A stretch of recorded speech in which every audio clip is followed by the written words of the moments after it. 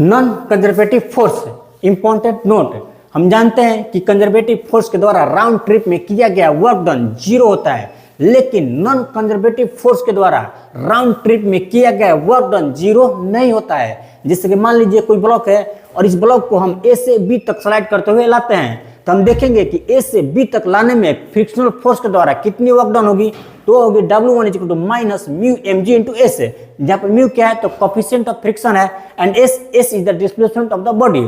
अब हम देखेंगे कि इस ब्लॉक को बी से ए तक ले जाने में फ्रिक्शनल फोर्स के द्वारा कितनी वर्क डन होगी, तो वो होगी W2 = minus mu mg into S. यहाँ पर माइनस साइन बता रही है कि जो फ्रिक्शनल फोर्स है एंड डिस्प्लेसमेंट है दोनों एक दूसरे के अपोजिट डायरेक्शन में है। जब आप ब्लॉक को ए से बी तक ला रहे हैं ना, तब फ्रिक्शनल फोर्स इधर लगेगी, और जब आप ब्लॉक को बी से ए तक ले जा रहे हैं तो फ्रिक्शनल फोर्स इधर लगेगी। मतलब फ्रिक्शनल फोर्स एंड डिस्प्लेसमेंट दोनों एक दूसरे के अपोजिट डायरेक्शन में है। अब हम देखेंगे कि फ्रिक्शनल फोर्स के द्वारा राउंड ट्रिप में कितनी वर्क डन हो रही है। राउंड ट्रिप मतलब आप ए से बी गए एंड वापस बी से ए पर चले आए, तो होगा W = W1 + W2।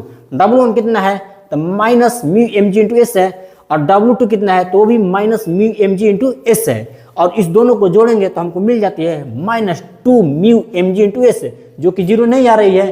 तो इस तरह से हम देख रहे हैं क्या कि फ्रिक्शनल फोर्स के द्वारा राउंड ट्रिप में किया गया वर्क डन 0 नहीं आ रही है, और फ्रिक्शनल फोर्स क्या है तो ये एक नॉन कंजर्वेटिव फोर्स है। मतलब हम बोल सकते हैं कि work done by a non conservative force during A round trip is not 0।